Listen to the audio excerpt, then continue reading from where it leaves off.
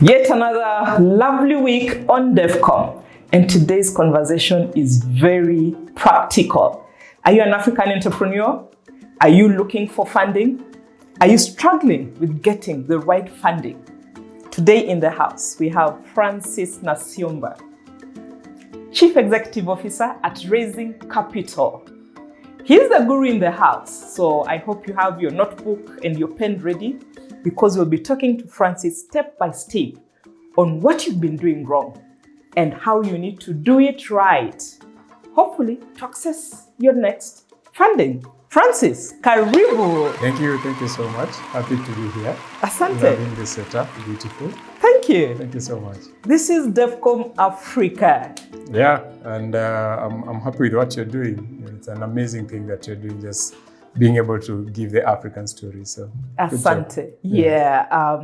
Our focus is really to give solutions to Africans, different sector, from government, private sector, NGO, SMEs. Yeah. Everyone is looking for that breakthrough or to go up the ladder. Yeah. And we're here to bring experts like yourself. And today, even myself, it's a discussion I'm looking for, because I'm also looking for funding. Don't worry, I'll send an invoice after this. Sawa. But first, as culture is on DevCom, do you remember in the African setting? You and I were a bit older. We've been around this planet for a while. Yeah, we're being called fossils. Fossils, that's a nice one. There's a way storytelling was done. And I know you're also a farm guy, I'm a farm girl. There's a way storytelling was done when we grew up. Do you have any idea?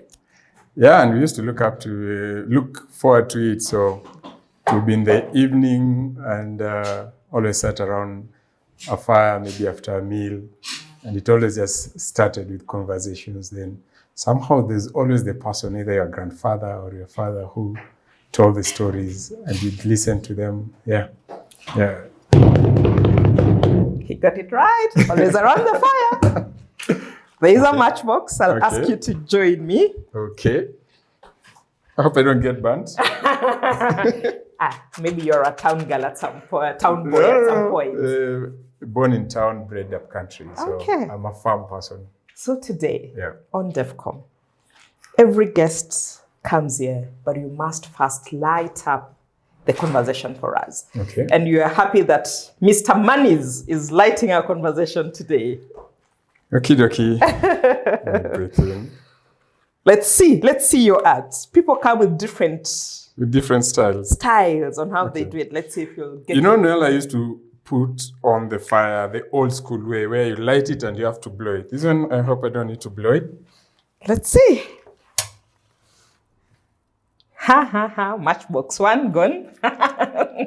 Wow. And since you're Mr. Moneybags, we'll send you an invoice for our matchbox. Oh my God. I feel like I should have thought about this. Okay.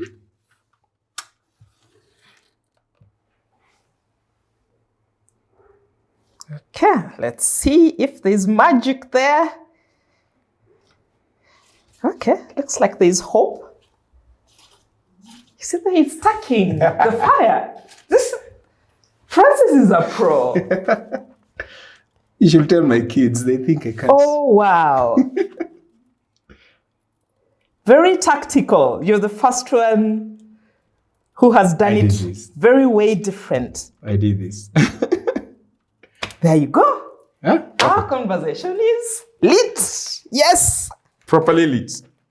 Wow. Okay, it's lighting up. It's lighting up. Okay. I hope it catches. Trust me, it will. Okay.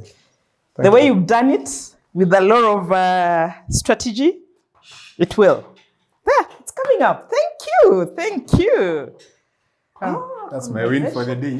Your win, right?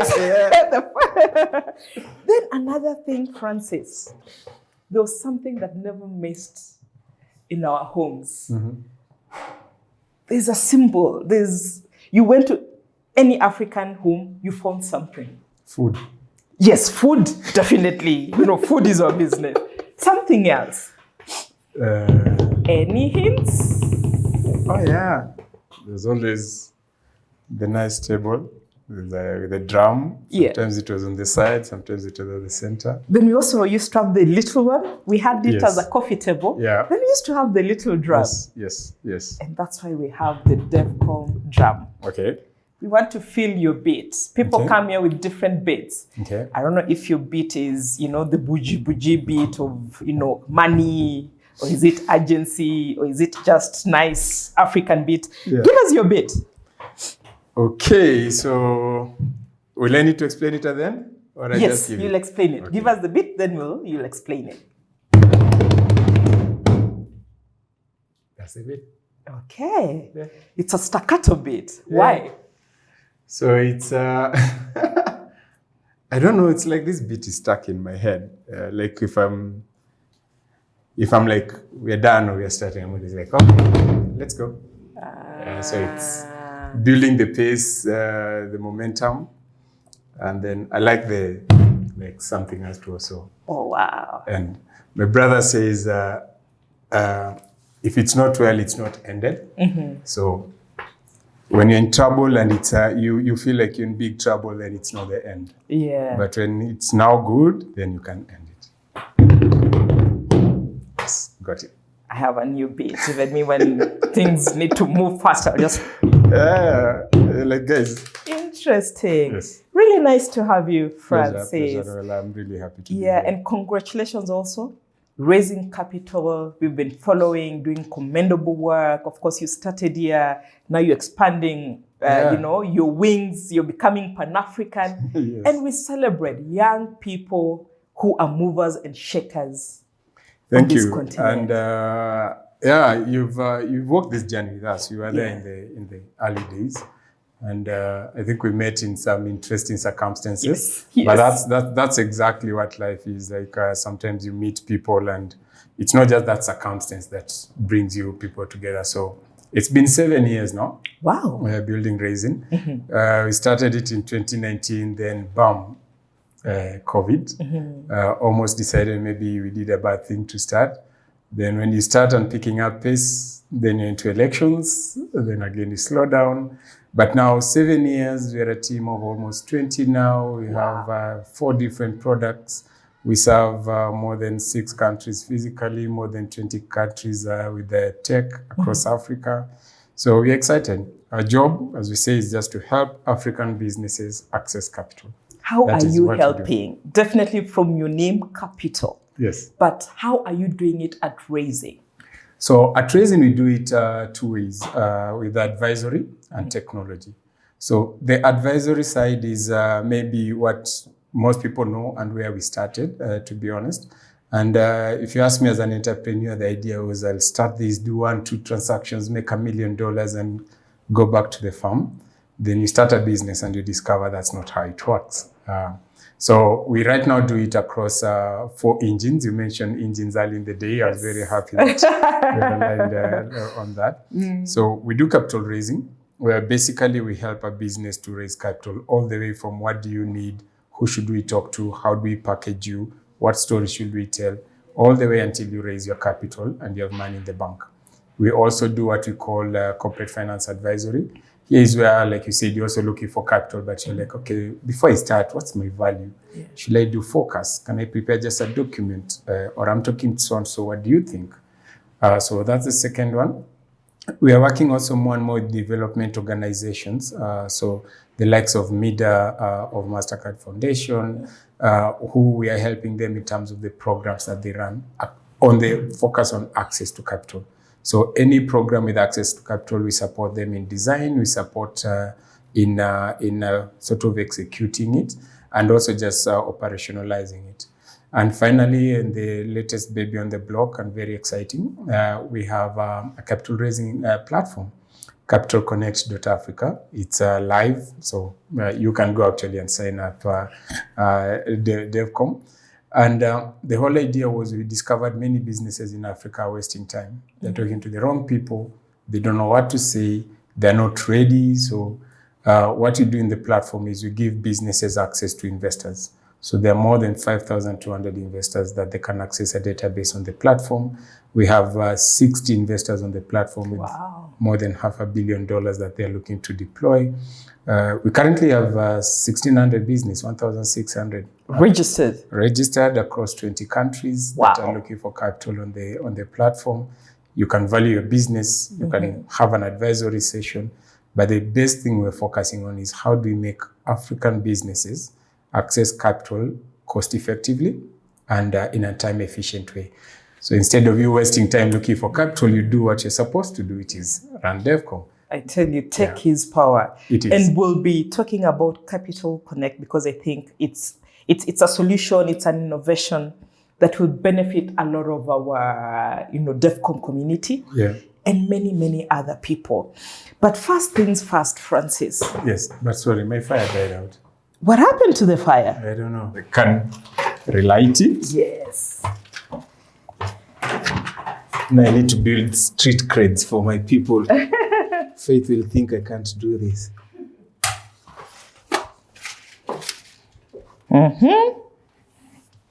Let's see the magic. So the gel is supposed to light up, right? Yes. Oops, turned off, sorry.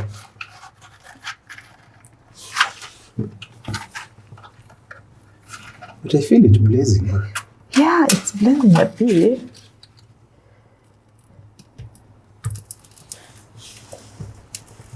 There's fire somewhere. Chelsea, when your papers are cooled.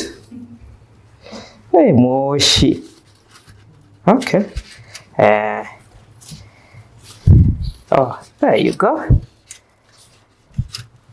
Are you seeing those tactics? You tuck it in between the firewood. You used to light the Jiko. You're hungry in the morning and you're told Jiko, and it's work. Oh, good. Now you hope it catches. There you go. Oh, wow. Okay. Okay, so we can continue? Yeah. Now that my fire is lighting. Yeah. Very keen, we're going to talk about Capital Connect. But first, Francis, because you've been in this industry, in this market for a while, do you think this access to capital is a barrier to Africa's development story? Yes, that's the short answer. And these days I'm learning to give short answers fast because I disappear into the long answer. So yes, I don't know if you did business in school, and one of the barriers to entrepreneurship was access to capital. Yes. Now, this is the time that we are actually saying it's a significant one. It also doesn't help by the fact that most of the capital we have actually comes from outside Africa. So you're not only struggling to figure out the capital, but the capital that comes in also does not understand Africa. So it's something that for us, that's why our main focus is purely Africa. We don't fundraise anywhere else. Purely in the African countries. And the capital from outside, definitely it comes with their own lens. Yes, and that's what I'm saying. It conditions. Doesn't understand. Condition lenses doesn't understand Africa. It has its own prejudices, and even when the return is made, the return goes back. So there's there's nothing wrong with that. It's just that African businesses currently, this is also a fun fact, not fun fact, but fact. According to the World Bank, African SMEs every year have a $300 billion funding gap, which of course includes SMEs in there. But the challenge is, in capital raising, the thing people think capital raising is, I'll just match you to an investor and they give you capital. But there are 4 questions that have to be answered, and they all have to be true. So if you did probability, for each and every question, the probability of you accessing capital reduces. So the first one is, are you eligible for capital raising? And eligible is you could be having the best idea, everything beautiful, but no one out there would be interested in investing in you. As they say, some people don't even read the conditions. We just see there's a call for this and we just apply blindly. Very interesting. Eligibility. Exactly. Then the second is, are you prepared? Now, preparation is, are you telling, and I like using the word story these days, are you telling your story well? Are you telling the investor what they want to know, what business you're in, what funding you're raising, where are you going to apply it? Have you put it in a way that investors will be willing to read and listen or understand and give you a second chance? Then the third thing is, are you talking to the right investor? Now, you'll be so shocked at how many businesses have been referred back to us by investors who tell us, help this business. It's a very good business, but it's not for us. So you get a business, they're in manufacturing, they've gone to talk to a funder who doesn't touch anything manufacturing. They waste time, they waste effort, it's a whole lot of significant resources wasted. And then finally, are you structuring your transaction well? Because you could be wanting $1 million, but you're saying, look, for me, I'm not giving equity at all. I want to own everything, just as a common example. Mm-hmm. But maybe every investor there is like, we like what you're doing, but we want to be part of it. We just don't want to give you money and you disappear. So you have to answer all these 4 questions correctly for you to end up getting capital. So you can imagine if just our own analysis, 80% of those who are raising capital don't answer the first question. So you're remaining with 20. Yeah. 50% of those 20 don't answer. So you're remaining with 10%. These 10%, another 60 to 80% are talking to the wrong investor. So you are remaining with, that's now 2%, 2 to 3%. So these 3%, some of them drop because they're not structuring the transaction, where we tell them, please get an advisor to help you. Even when you're ill, you still go to a doctor. Get someone who understands this. So that means there is maybe a probability of 3 to 5% for you to raise capital if you just wing it. But how do we fix it? Is it for lack of awareness? Honestly, I've also been trying to get funding, like many other entrepreneurs. Mm-hmm. And now you speak, I can already connect the dots where I've not been, getting it right. Yeah. But how can we help African entrepreneurs or African businesses to have it spot on? Yeah. Where can we start? You've been in this industry, Francis. Yeah, I've been in the industry for more than 20 years, actually. And Raisin is 7, but of course I started in other places. And I keep telling everyone, we unfortunately live in an information age, but we do not have information. So it's like, we're like pipes. Yeah. We just pass the water, but we do not take the water. So the information is there. And that's why we created Capital Connect. And the whole idea around Capital Connect is, if any business in Africa ever wants to raise capital, they'll first go there. Mm-hmm. And there they'll know, should I even start raising? If I start raising, what do I need to do? So you have the do's and don'ts. You have the do's clearly and don'ts. Articulated. We show you how prepared you are. We give you a score and tell you, you're not prepared, you should do this and that. Or you are prepared now, consider doing this. Or yes, you are well prepared, this is the investor to talk to, don't talk to everyone. So the thing is, 1, the information is there, but Noella, what you do is communication. Yeah. You're very good at it. I cannot even claim 0.1% of what you know in communication. But what we do is capital raising. That's what we do on every single day. We see things on a daily, learn things on a daily. I cannot pretend to know what you're doing. And neither should you pretend to know what capital raising is doing. So we need to learn to say, look, when I'm ill, I go to a doctor. Mm-hmm. When I want a nice meal, I go to a nice restaurant. When I need to do proper communication, I come to you. We should also learn to say, okay, when I need capital, I need to go to someone who does this. We don't invest to get returns. No. Also, I think we have, we are chained with this thing, wanting to fix everything on our own. We don't want to spend money to receive money. Yep. Do you think it's among the things that is ailing a lot of entrepreneurs on the continent? Yes, and I honestly don't know if it's our continent's challenge only, but it's a really big issue. Actually yesterday, I was referred to this entrepreneur, and they have 2 businesses. These 2 businesses are doing well. They need to prepare. They want to prepare. They've thought very well. They're like, first we want to be prepared before we start fundraising. And what they say is, but we don't want to work with an organization. We want to work with an individual. We're like, okay, fair enough. But we work as an organization. So Capital Connect can support you that. But the issue is, you want to go raise $1 million, but you're not willing to spend $1,000. Mm-hmm. Doesn't work. Yeah, so we need to start learning that expertise sits in different places. And while yes, AI will give you all this general info, I can go and ask AI, how should I market Raisin? But for you, you'll personalize it. Yeah, you will. Yeah. You'll tell me this one doesn't make sense. And this is the person to call, and this is how we go about it. So I think 1, we need to start appreciating that there's value in the advice that we get. And 2, yes, you can try to do it yourself. One of the things we did with Capital Connect, but we still insist, even on Capital Connect itself, we're like immediately start a conversation with an investor. Kindly get an advisor. Because very many people have lost their businesses, they've lost money because they went and negotiated, and then at the end they're like, what did I sign? And they've lost their businesses. Even just legal advice, I'm trying to imagine it's also contractual, so also getting a legal person to look at it and not use AI to do the legal work. And you'll be so shocked how many people are doing that. They just get a legal document, throw it in AI, and they think but a legal mind will be able to see around the corners. They've seen this before. They know the tricks that are there. For me, if I look at a document, because I've been doing this so long, I know exactly where to go to see where the issue is. So we need to start trusting that there are experts who do this and they can assist you. They can save you time. They can save you money. There's also a whole lot of fraud out there. People pretend to be investors. So I think businesses, SMEs need to start trusting that they can be able to use experts and expert tools like the ones we provide to help them capital raise.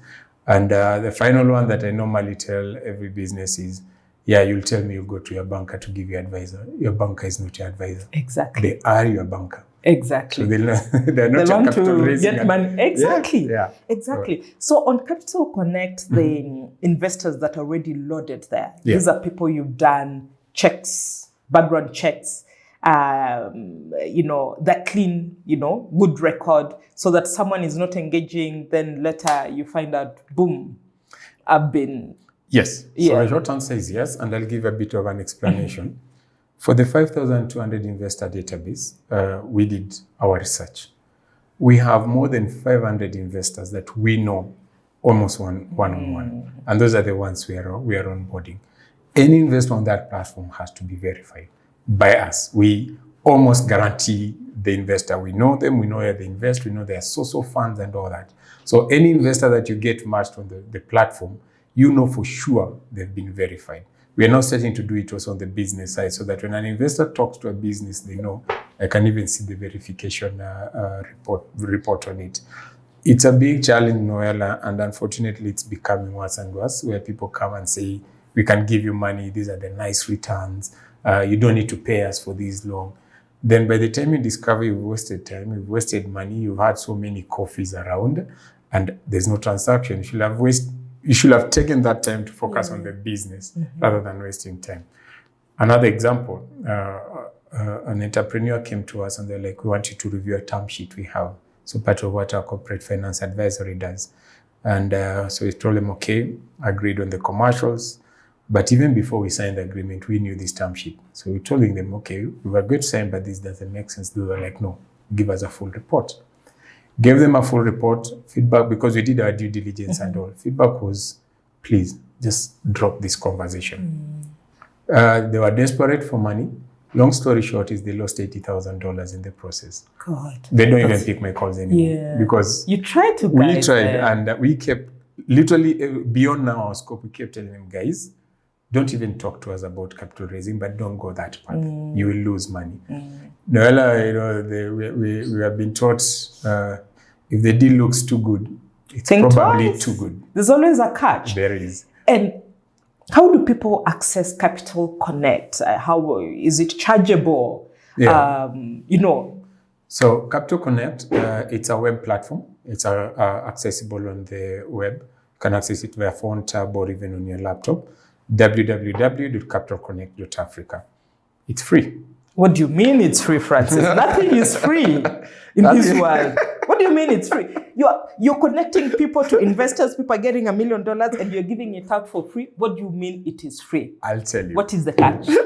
There is no catch. Okay. Wow. The real catch is it's free. We give you advice on how prepared you are, how ready you are.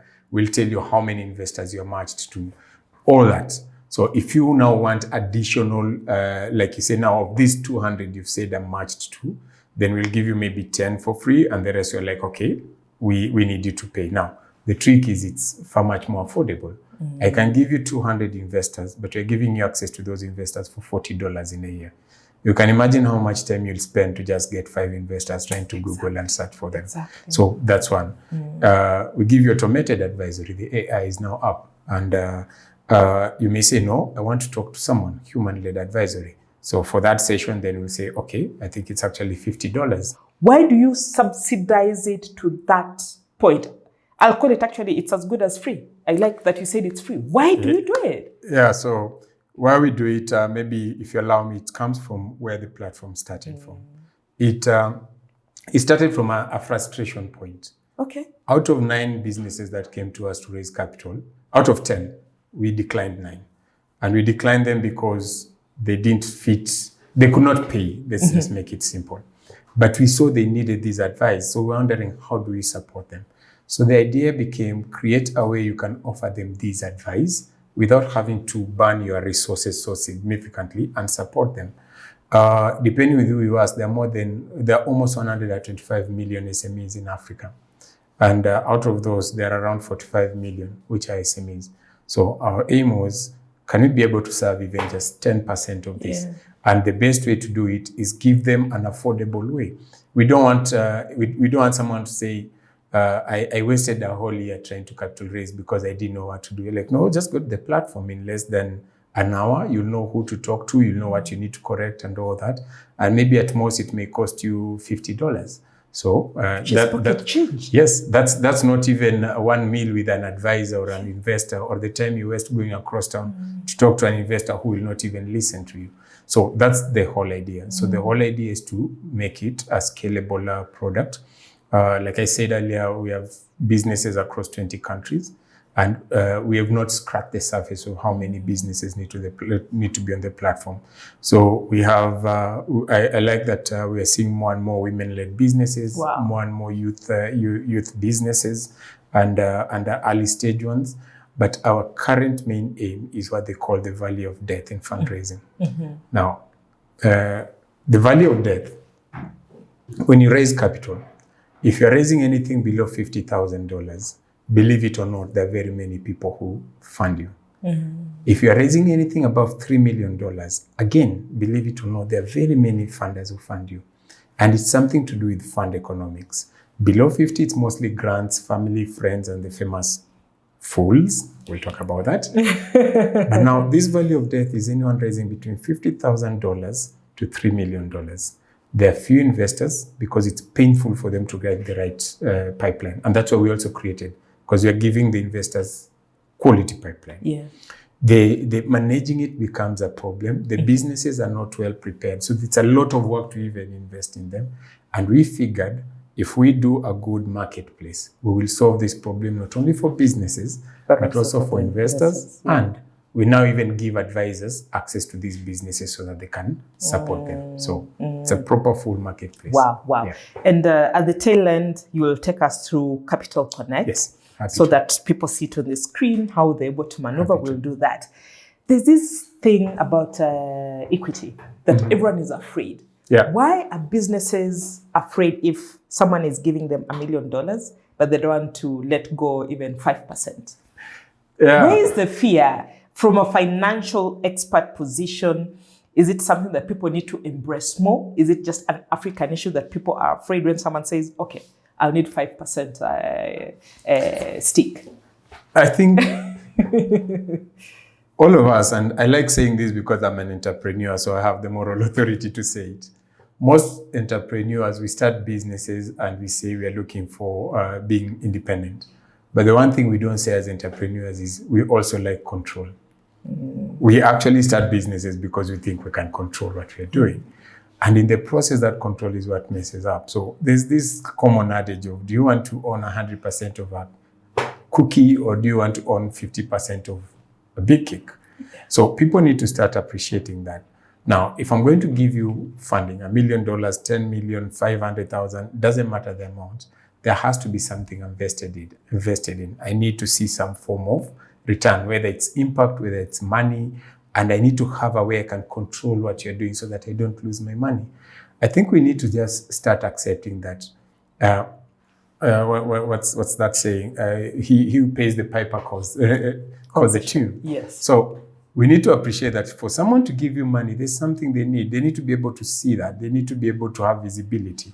And I like that you earlier had mentioned something about banks and debt.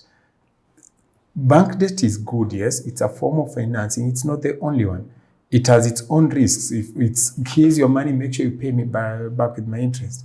Equity is here's the money now. Can we figure out how to make sure we make this still succeed? People go back to bank loans. Yes. Is it that we've not just created, we've not deep dived for people to really understand? Because as you said, Francis, today give an entrepreneur bank loan access and equity. They'll go for bank.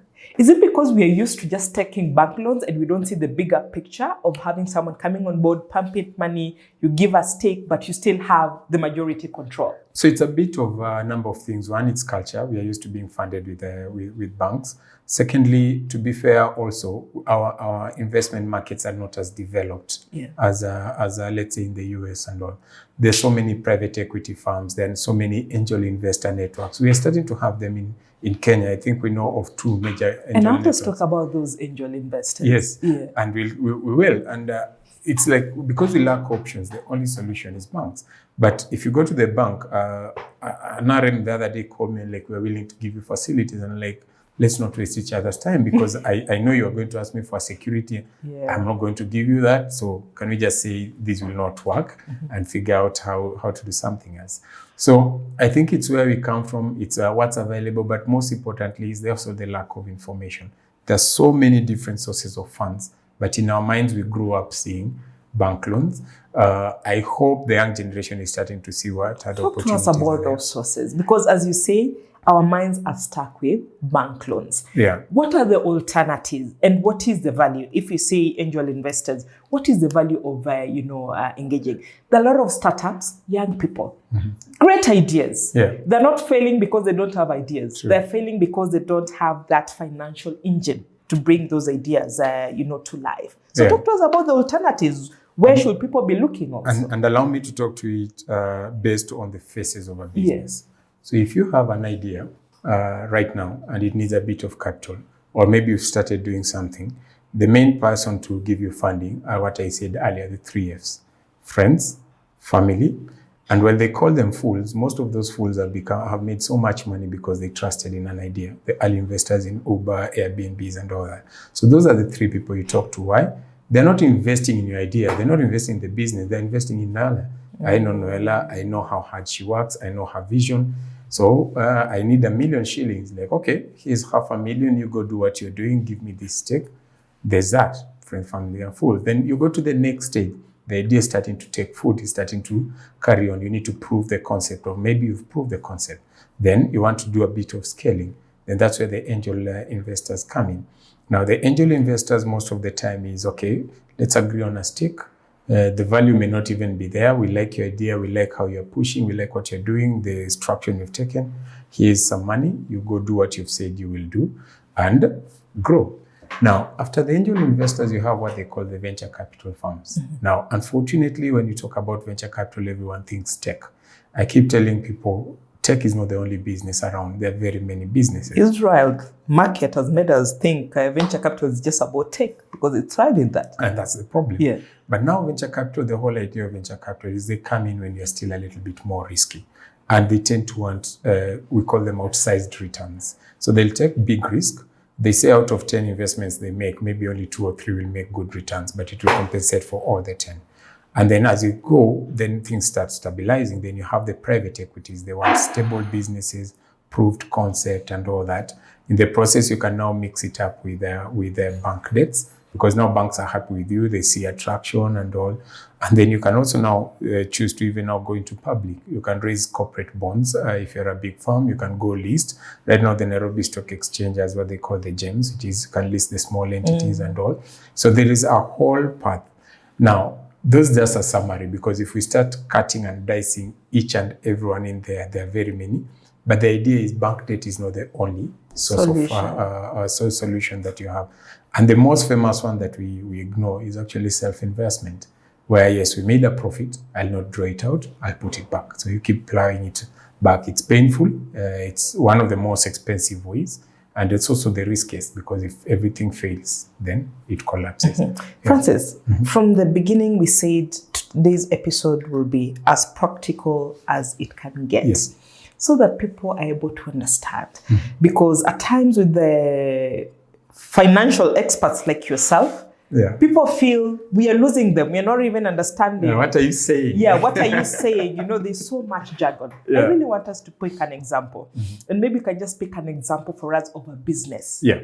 And walk with us the stages that business has to go through in terms of trying to get funding. Yeah. Until it's stable. And pick for us one, maybe, the ones you've seen on Capital Connect.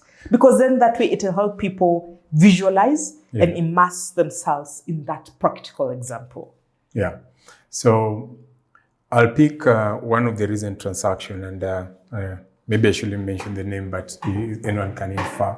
And it's a very big tech firm right now. It's regional. It's in more than 5 African countries.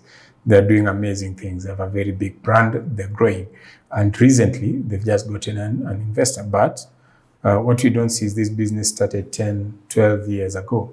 When it started, it was an idea, and the person actually, the entrepreneur, put in the initial capital. Then family actually came in and invested in that business. And as it started growing, he needed a little bit more capital that family and friends could not offer. And he got the angel investors because it currently has the angel investors. The angel investors put in capital, and they went now through a phase of growth. They kept plowing back their profits and just growing the business, going into more countries, expanding products and all that. So by the time we are closing the transaction recently, which is a major announcement that was done, they now are having a strategic investor, actually a bank, coming in and saying, look, we want to be an investor in your business. Now, what we need to understand is, as a person with an idea, as an entrepreneur, you have to go through the phases. You cannot wake up and say, I want to raise $20 million. You have nothing to show. So this is a business that has grown. Literally, there's always the hard work of entrepreneurship, but funded by family, then angel investors, then bank debts when the bank started trusting them, to the point now strategic investors come in and is saying, look, I like where you're going. I like what you're trying to do. I think we are aligned. I want to invest. But what about, the families who are financially stable? They can invest at that early stage. Yes. But you have a lot of startups, a lot of entrepreneurs with progressive ideas. Yeah. But even himself or herself cannot even raise 50,000 to start. That category of businesses, what is the alternative? How can they start? Yeah, so that's a very good one also. And unfortunately, or that's just life. We are not always at the same sort of levels.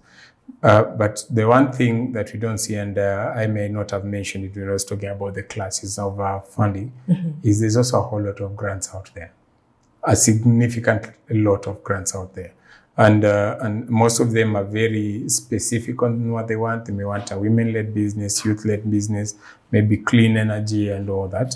And to be honest, that's one of the reasons we also started the platform, so that from the get-go... So there are also grants on the platform? Yeah, grants. Yeah. So you can from the get-go know, is there someone out there who I can talk to? Yeah. And these grants, some range from, we've seen grants as low as $200. That's a grant. Yeah. So I think we now need to just open our minds to the fact that, yes, if I cannot be able to source capital from family and I've not built momentum enough to get to another level, then maybe the next option would be I need to have grants. But as an entrepreneur, the one thing I keep saying is you need to start. It's one thing to just say, I have an idea, but it's another that you're trying to capital raise, but at the same time, you're doing. And I'll use ourselves as an example. Capital Connect was an idea for a while, and we talked to so many people, and they're like, that's a good idea. That's a really good idea. When affirmation. You come, we talk. But then you discover the conversations don't go anywhere. So we decided, you know what, we have to do this. So we started self-funding. It's been painful because you're literally borrowing from Peter to pay Paul. Yeah. And you keep growing it, and tech development is not cheap. So you keep putting in money and it's growing. Then after a while, you start noticing, okay, now people are seeing we are serious about what we are doing. They're giving you ideas on how to improve it. You're starting to think the business model. You have to just start doing. And it's literally the entrepreneur's sort of one of the skills or characteristics. It's just the grit of saying, look, I don't have the money, I have no idea, but I have to start. People meet you on your way of you doing. Yeah. So I want it to be, especially for people who have ideas and they have the real conviction of doing it. Don't say because you don't have funding, that's why you didn't start. There are very many people who started without anything, with the idea. They even went, now there's AI. You can even prove your concept with AI. Exactly. And just keep pitching and building. Unfortunately, most of us see the end product. We see the big entity that has raised these We don't know the journey they've taken. We don't know the journey, but the person just started. And sometimes they actually taking the next step. Yeah. Then there's the big element, Francis, about application. How do you make yourself marketable, whether you're applying for a grant? Yeah. Because I'm sure you know the guidelines, Yes. whether it's looking for angel investors. What are the 3 things that an entrepreneur should do in their paperwork? Because as you say, people are thinking everything you can do on AI. You give it a prompt, it gives you 5 pages, you copy, you paste. Yeah. I want to believe, just like when you're seeking for a job, it is that first impression. Yeah, it is. What is that first impression that those seeking grants or seeking capital need to be keen, alert, and package it well? So on that, yes, and it's what we call preparedness. Yeah. It's how do you tell your story. So people will say, okay, I do the same thing, but I was not able to raise money. You need to remember that the person giving you the funding, they have an intention in mind. If it's a grant, they have an impact intention. What are they trying to achieve?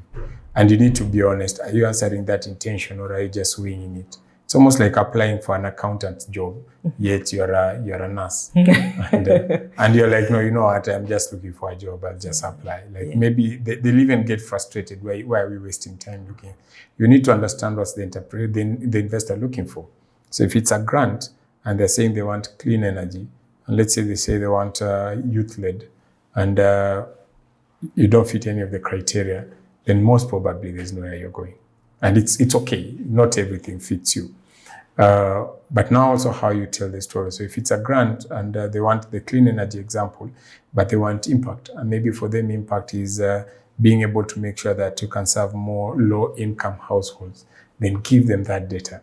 We are this business. We do maybe pay-as-you-go solar. We've impacted this number of houses. Get that data. This number of houses, that this number of people in those households. These are we've impacted the women and all, and the children. Give the data. That's what they're looking for. So just don't go and get a story and be like, this nice narrative. I'm a writer, or I'm learning to be one.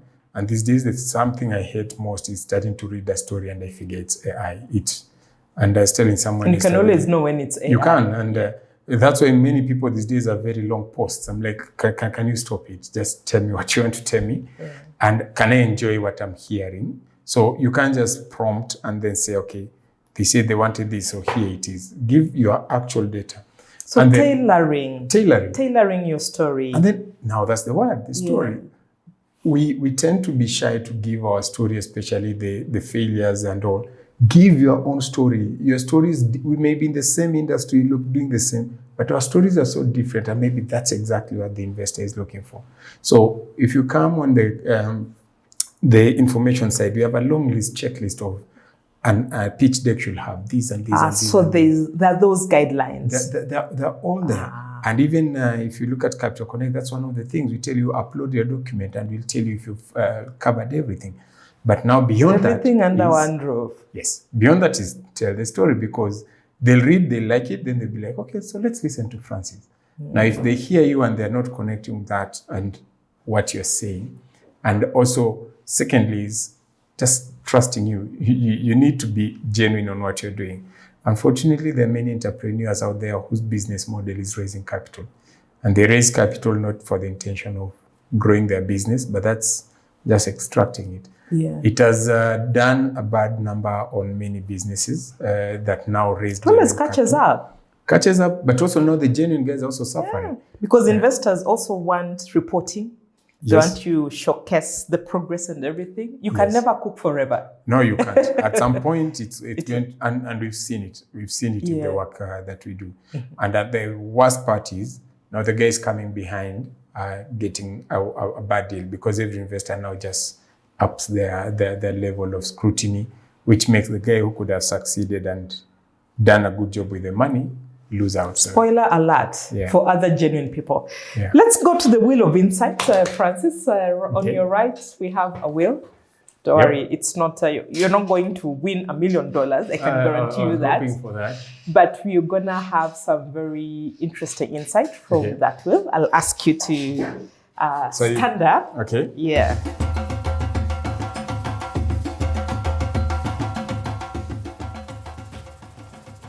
Okay, so let's take our first spin. Okay. Let's see the energy. That a 3 or a 4? A 4. Okay. Number 4. I'll ask you to pull out one card.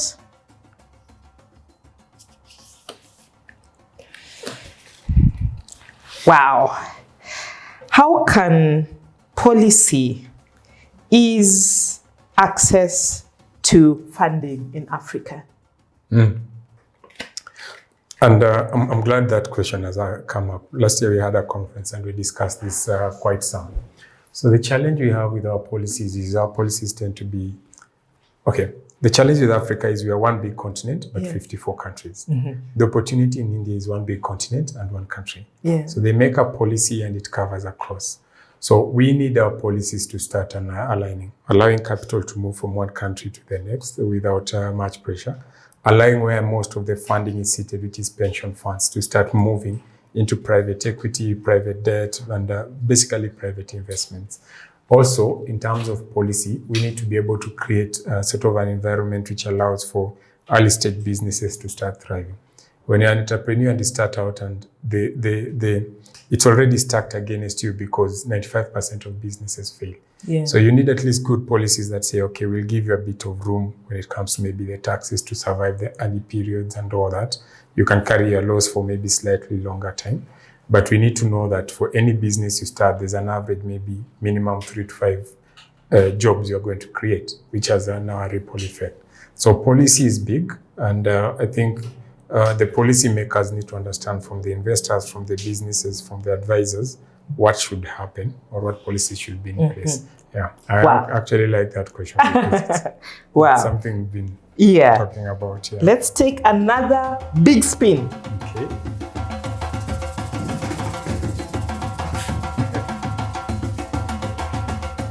Number 1. Yep.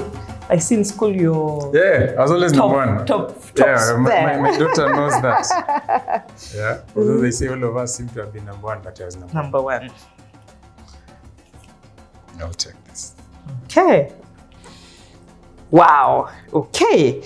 As an entrepreneur, what are the do's and don'ts that businesses need to be alert for after getting funding? Maybe I'll give 2 or 3 of each. After getting funding, as a joke, number 1, don't go buy a Range Rover. I know. Please, unless you got money into your bank. Or go on holiday. Yes, or go on holiday. Because like someone said, once you raise money, that's when the real work starts. So 1, make sure you keep your word. Whatever you promise to do, do it. 2, be open with the investors because they've put money in you, they've trusted in you. So don't let that trust disappear just because you are pitching. So once you've done the pitching, you need to keep your word. And then 3, I'd say be honest with the investors, the right reports, don't cook them. Don't hide anything you're struggling with. Have the open conversations with them so that they can actually be able to support you. Which goes back to, we always say, when you're having an investor come in, ask yourself, when I'm in trouble, can I call this investor called Noel and tell them we're in trouble, I need us to pray? So being open. Being open. So you need to have a relationship with the investor that, I'm not saying really pray, but you are open enough to say, look, we're in trouble. This is what we are doing, but what else do you think we should do? So on the do's, that's our one. Don't, like I've said, please do not divert the monies. Most of the people who are distressed, even with bank debts, they diverted money. Money was for buying a plant, they went to build apartments. Number 2, don't, try to calm your excitement in terms of if you have a plan on growth, stick to the plan. So if you try to shift it, and maybe because now you have so much money, there's an interesting story in town of this very big business that raised, that transaction was almost $50 million. And rumor has it they lost $10 million because they started a new idea, which ended up not working. They didn't stick to the idea. They didn't stick to the plan. And finally, maybe on the it's almost to stick to the plan, but maybe the other thing on the don'ts is just don't go crazy in terms of how you spend the money. So you are now hiring these expensive people that excesses maybe don't go into the excesses. Yeah. So it sounds like basic advice, but that's what has made some businesses not successful. Because we see people get funding, you hear they're funding, then a year down the line, yes, it has collapsed. And it doesn't help us in the ecosystem, the entrepreneurs who are raising later, the investors who are coming in, because it actually really spoils the trust that is in the system. So, yeah. Wow. Let's take another final big spin. Okay.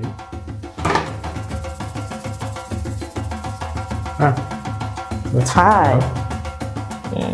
Where is 5? Should be somewhere here. Here you go.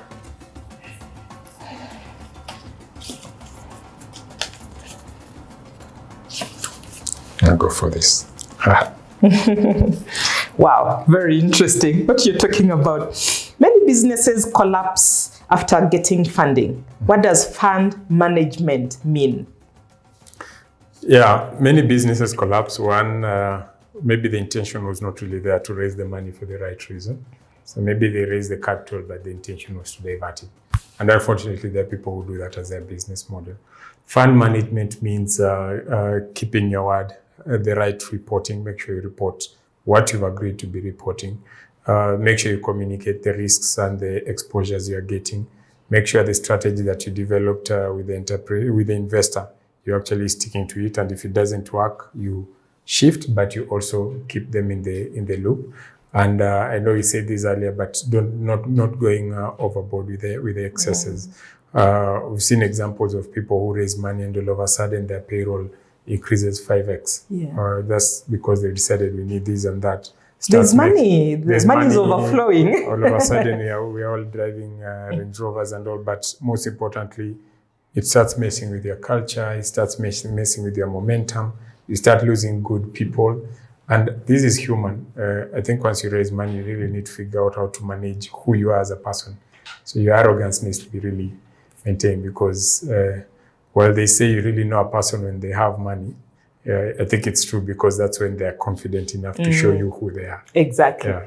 We'll give you a bonus spin. It's never happened on DEFCON. Why? Oh, thank you. Because it's a very interesting conversation that I know a lot of people are benefiting from your answer. So let's give you a bonus spin, a big bonus spin. Okay. Is that a 6? Borderline, no man's land. So let's spin it again.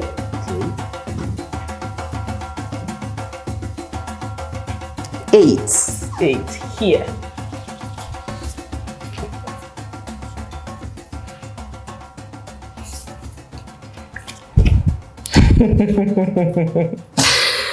How can entrepreneurs move from one-off funding to long-term relationships with donors? I'd say build a business. Don't be a tenderpreneur. And building a business means the business is going to be there beyond yourself. It's going to be there year on year. So even when someone looks at it, they see like we can create a relationship. Let the funding be more of a partnership, and it's not just me taking. Can have a sit as we answer money. that, right? Yeah. Mm-hmm. Let it be more of a partnership. Mm-hmm. So it's not like we're just taking money and doing what we want. And I think building longer term projects, programs, and executions. So your strategy should not be just every year you're trying to figure out how do you survive. Most of these funders, donors, they play very long term. A typical PE fund has a minimum 7 years. So if you are playing 2 years, they may not want to. We have they're called evergreen funds, which they don't shut down. So if you look at how Helios funded equity, they were with them for very long, and they kept putting in more and more over time. So it's you having a longer vision and them seeing that, look, as you grow, we are happy to keep supporting you. And where we can't support, we're happy to bring other people who we feel have the funding to support you. Mm-hmm. So long-term vision, and then just building something beyond you as an individual. Mm-hmm. Yeah. Mm-hmm. Then a lot of entrepreneurs, Francis, as you say, when people have money, then you see their true character. Yes. A lot of founders, they have a founder's attachment mentality.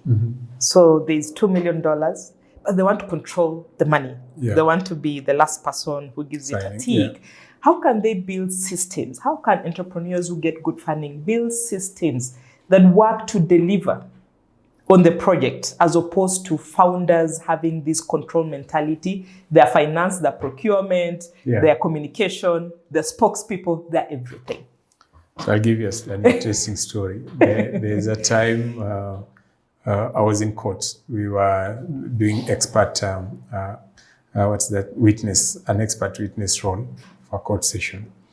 And this very senior lawyer in the industry, very big name, during the break, someone came and gave him something.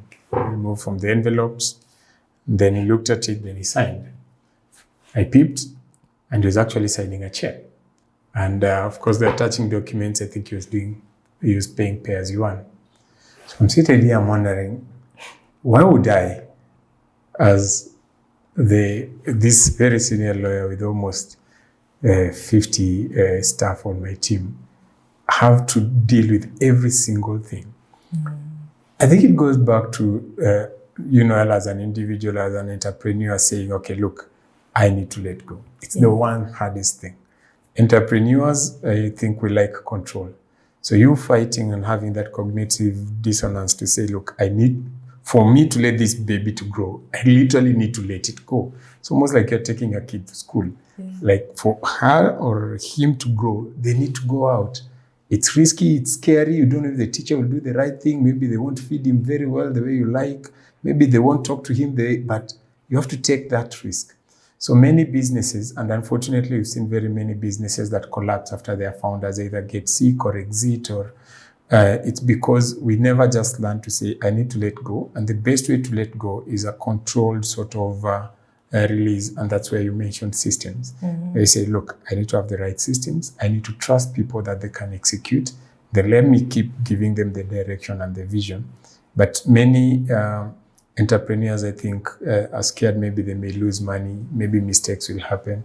But no one will ever do everything 100% like you do. But if you want to scale, there is no way you can scale as an individual. You are only human, limited life, limited time in a day. So to build a proper business, you have to trust others and build the systems for them to be able to execute. Then there's this talk about donor funding really shrinking. The space is cringing, becoming smaller and smaller. For Africa, what becomes our solution? Is it local innovations? Because it will get to that point. How can Africa survive even without 80% being external funding? So a statistic again. Africa has more than $900 billion, and I hope I've gotten my numbers right, in pension funds. $900 billion. Wow, that's a lot. Now, that's a lot of money. The question is, where is it invested? And I really like your questions, because we had a conference last year and it was talking about Africa investing in Africa. It's only if you had $1 billion today, you know which businesses to invest in Kenya, even before due diligencing them. But if you fly in by night with from another country, then there's a whole lot of you to learn to be able to catch on. While yes, that has shrunk, we need to accept that that money was not free, number one. Number two, that's money from other people's either pensions, like we have pensions, or government, so taxes from somewhere else that are coming to. So we now need to start thinking, what are the African solutions to our African problems? We know our problems, we know our solutions. We may now need to start thinking beyond relying on external capital and have that external capital come in on our terms. So that, look, it's not like we desperately need it, it will help, but we need it to enhance, not because more of we want it, not need it. So until you mentioned, we talked earlier, we had a question on policy. I liked it because of that. Policy needs to start shifting to figure out how do we make sure African capital finances African businesses, African projects, African infrastructure. And it may even go to trade. How do we figure out that we produce and can trade among the other African countries without having to rely on food from other continents. So it goes down to policy, it goes down to practicalities. For the entrepreneurs, the one thing I keep saying is we need investor-ready businesses. We need bankable projects. Everybody has ideas, but they're not bankable. You need to make them bankable. What we do at Raisin majorly is making you investor-ready, so that an investor sees and like, yeah, let's go. That's what we're also doing on Capital Connect.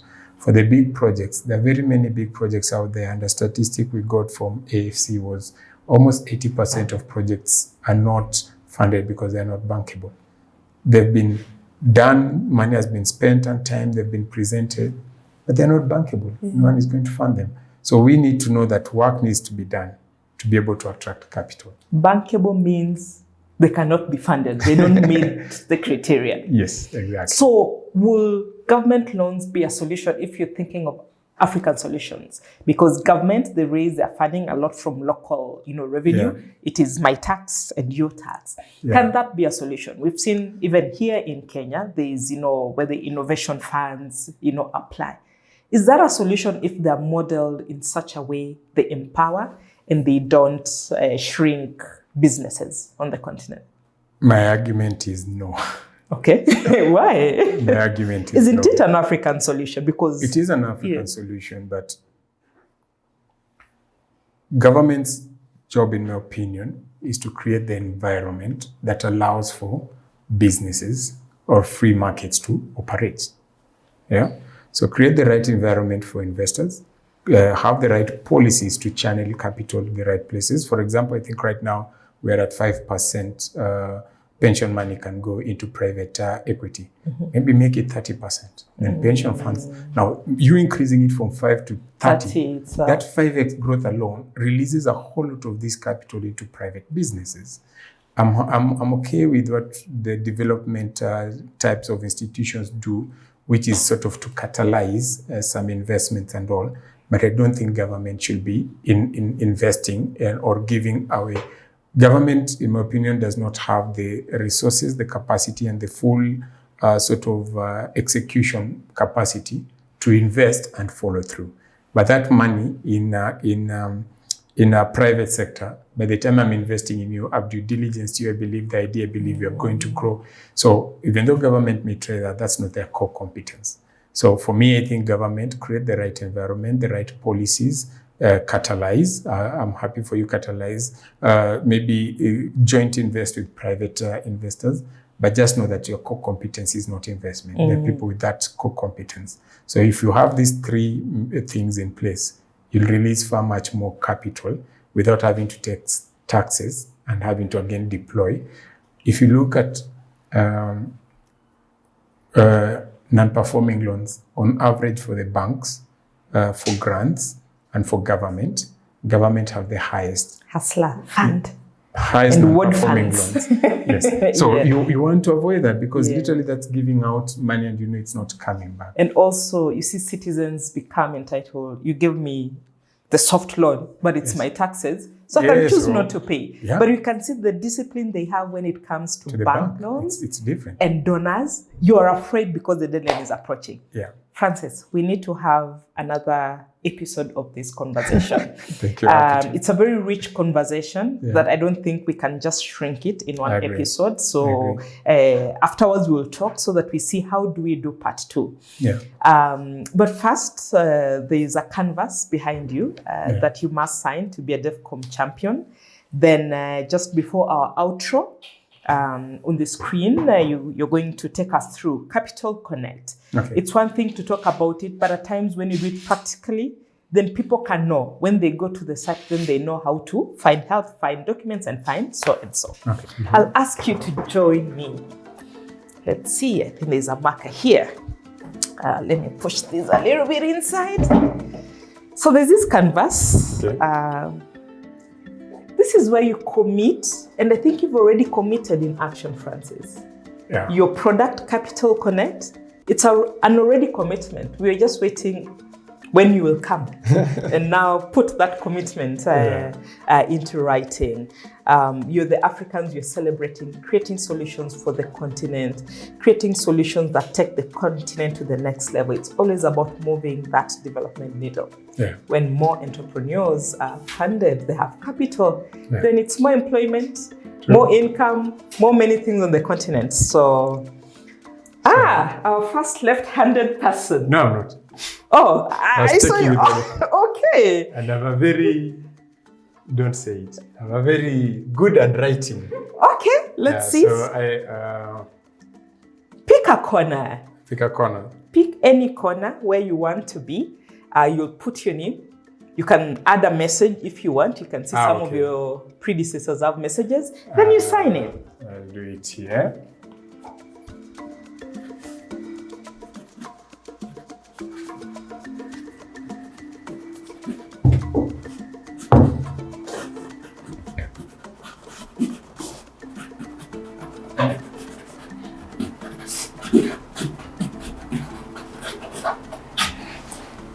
Yep. Wow.